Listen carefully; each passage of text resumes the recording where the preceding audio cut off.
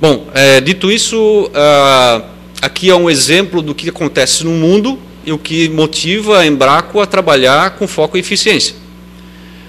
Citando o exemplo aqui na Europa, né, eles tinham lá as classes, como a gente tem aqui, A, B, C, D e E, só que lá na Europa o B já não existe mais, né, o C e o D já se foram faz tempo. Hoje o que existe é o A até o A triple plus, que eles chamam, e em 2012 o A cai fora. Provavelmente eles vão mudar a nomenclatura, não vai ser A+, A++, A++, vão criar uma outra nomenclatura. Mas a Europa, a comunidade europeia, ela é muito exigente em eficiência energética. É um marketing muito forte para as empresas que produzem um refrigerador lá na Europa, você dizer que você é o mais eficiente do mercado, o mais verde. Então a Embraco, ela vai junto, ela cresce junto com esse mercado. Da mesma forma, nos Estados Unidos tem a pressão muito forte, na Ásia, na China a gente está vendo uma pressão muito forte, e alguma coisa no Brasil também. Quando a gente fala em compressor VCC dentro da Embraco,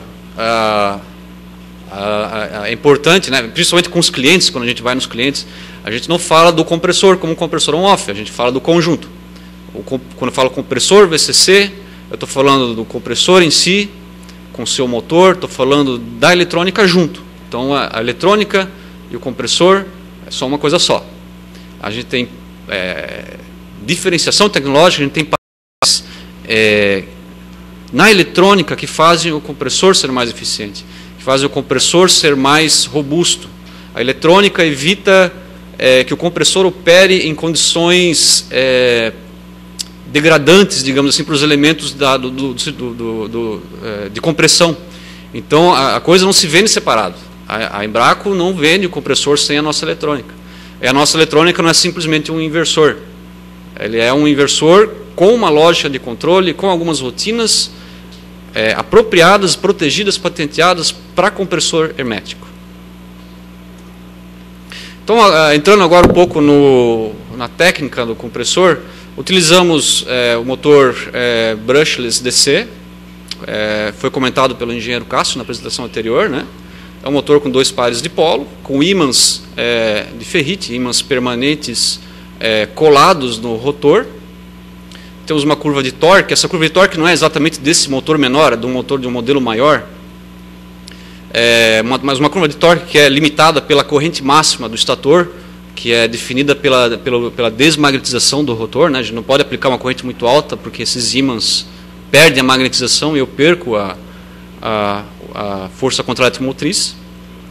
E um torque máximo definido pela tensão que eu tenho no barramento do inversor, pela quantidade de energia que eu consigo injetar a partir do momento que a minha força contra a eletromotriz do motor de ímãs começa a subir e se igualar ao barramento. Então eu não tenho mais como entregar energia ao motor. A parte do inversor, aqui uma figura bem simples, né, que mostra o motor trifásico de fases equilibradas, com a sua força contra a eletromotriz, dependente da rotação. Utilizamos o sensoramento da tensão induzida para realizar o controle de rotação, controle de posição, para acionar as fases do momento correto. Utilizamos nos compressores menores o 6-step, 6 passos, né, fazendo a modulação dos 6 interruptores superiores em 5 kHz e na frequência fundamental nas chaves interruptores inferiores. A pergunta que geralmente o pessoal faz para a gente, mas por que você usa uma frequência de comutação tão baixa? Não te causa ruído? Não faz barulho? A resposta é não faz barulho, porque esse motor está dentro de um compressor hermético. A carcaça do compressor é um ótimo isolante acústico. Então nós não temos esse problema que os inversores industriais têm, que tem que trabalhar em 20 kHz ou mais. Então o 5 kHz é confortável. E por que não opera em 10 ou 12? Nós temos que atender a norma de compatibilidade eletromagnética. Nós temos que ter um ruído, uma interferência eletromagnética conduzida muito baixa. E a derivada da tensão, né, aplicada no motor, provoca um pulso de corrente que circula pela carcaça, pela capacitância parasita do compressor, circula pela carcaça e vai para a rede elétrica. Então a comutação, a maior a derivada, maior o pulso de corrente, maior a interferência. Então nós utilizamos uma frequência baixa para ter uma perda, uma derivada baixa, sem comprometer tanto a eficiência. A perda de comutação ela não é tão baixa, ela poderia ser bem melhor, o nosso inversor. Mas é um sacrifício, é um balanço que a gente tem que fazer entre eficiência e interferência e atendimento às normas de cada mercado. Desafios aparecem todo dia. A gente hoje tem 5 kHz, está confortável, mas já tem compressores menores, já tem aplicações de clientes mais rigorosos que já estão escutando 5 kHz. Então a gente já tem que encontrar um balanço diferente nos próximos, em alguns casos, em alguns clientes.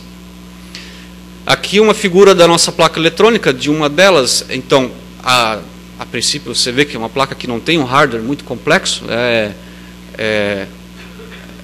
tem aqui as conexões, tem o filtro de interferência eletromagnética, o barramento, fonte chaveada, o DSP, a ponte inversora trifásica, toda a parte de conexão de compressor, de comunicação.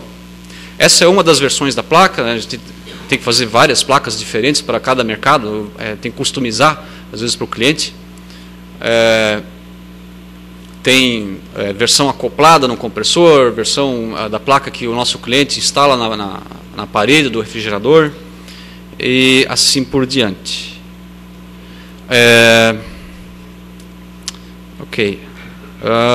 Este inversor já é um inversor de 1 kW.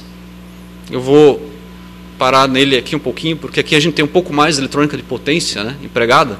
A gente tem aqui a gente tem que utilizar um PFC ativo. Aqui a gente usa um boost para fazer a correção de harmônicas, né, porque a gente foca muito no mercado europeu também.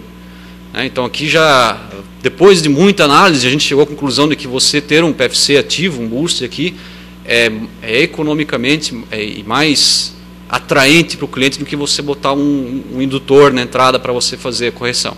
Um indutor pesado, volumoso, e que os fabricantes dos sistemas de refrigeração, de uma vending machine, um balcão de refrigeração, ele não está interessado em ter que pendurar um indutorzão em qualquer canto. É trabalho para ele, é problema para ele, é um processo a mais na manufatura dele. Então, o problema é nosso. Então, a solução mais elegante, mais viável do ponto de vista de custo, foi empregar o PFC ativo. Vocês podem ver que a gente usa muito componente discreto, IGBTs e MOSFETs espalhados. Temos aqui a ponte trifásica, a ponte de diodos, o próprio PFC com MOSFETs em paralelo. Isso é uma estratégia da empresa para conseguir velocidade de resposta. Nós poderíamos usar o módulo de potência para conseguir reduzir o tamanho, mas como é um mercado muito dinâmico, qualquer problema de entrega do fornecedor, do semicondutor, qualquer problema de qualidade dele, nós precisamos ter um opcional e para rapidamente substituir. Então a estratégia da empresa hoje, por enquanto, a gente procura ao máximo ter componentes alternativos para ter velocidade de resposta. Outra característica desse tipo de aplicação de compressor é a mecânica dele. A diferente dos inversores industriais, não compressores, diferente dos inversores industriais que a gente vê por aí, nós não temos ventilação forçada. A caixa é totalmente fechada, ela não tem aberturas. Então a dissipação de calor nessa eletrônica de potência ela se faz por dissipador de alumínio exposto para o lado externo. Não existe ventilação forçada no inversor, existe uma ventilação do sistema. O porquê disso? Porque esse tipo de eletrônica, usada em sistemas comerciais, ela fica exposta ao ambiente. Aqui eu boto uma figura que mostra umas vending machines aqui de refrigerante, de água, com neve na frente. Isso acontece mesmo. Isso aqui você está num posto de gasolina lá no Canadá e você coloca a tua vending machine lá fora. Então vai cair neve em cima do inversor. Ou aqui, por exemplo, essa foto a gente mostra um compressor com uma camada de pó em cima dele, né? E o inversor ele é instalado junto aqui, nesse mesmo local. Então a eletrônica, a nossa eletrônica de potência, ela está exposta às condições ambientais, ela está exposta a insetos, animais. É uma característica bem diferente de robustez de um inversor industrial. A gente não conta com esse conforto de poder botar um ventilador dentro do inversor, ou de poder encher de aberturas a caixa e estamos bem. O design térmico do inversor ocupa um bom espaço durante o desenvolvimento que nós temos da eletrônica de potência. Utilizamos ferramentas de simulação junto à Universidade Federal de Santa Catarina, São muitas horas de laboratório, de testes, enfim. Aqui só um exemplo engraçado, né? Tem muito montador de sistemas de refrigeração que ele não tem um background de eletrônica. Ele não sabe o que é um inversor de frequência, ele não sabe o que são harmônicas da rede elétrica, ele não faz a mínima ideia, ele não quer saber. Ele quer comprar o seu compressor de capacidade variável e ele não quer se incomodar. Está certo ele, a responsabilidade é nossa. Mas ele tem as suas normas internas, né? Além de ter que atender as normas de cada mercado, as normas governamentais, nós temos que atender as normas dos clientes. Então, por exemplo, tem um cliente japonês de sistemas comerciais que está lá escrito a norma dele. O que vai acontecer para minha vending machine se um cachorro morder um dos cabos do teu inversor ou de qualquer eletrônica? E nós temos que responder.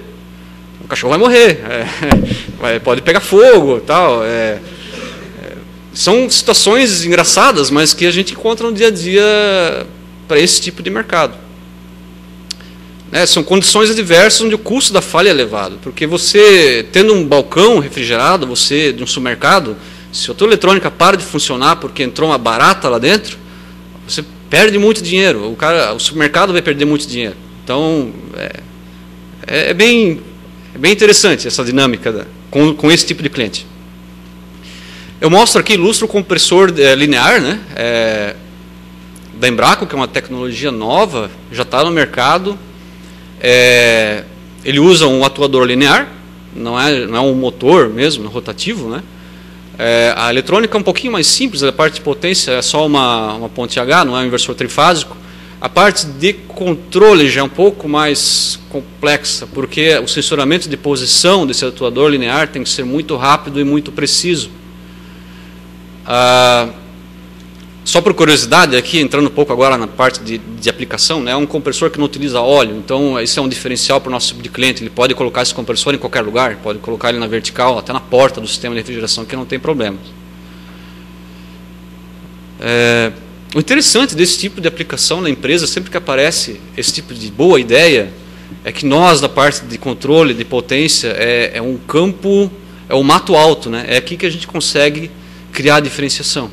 Tentar, o mais cedo possível, ter as sacadas e proteger, patentear, para a gente conseguir sair na frente do mercado.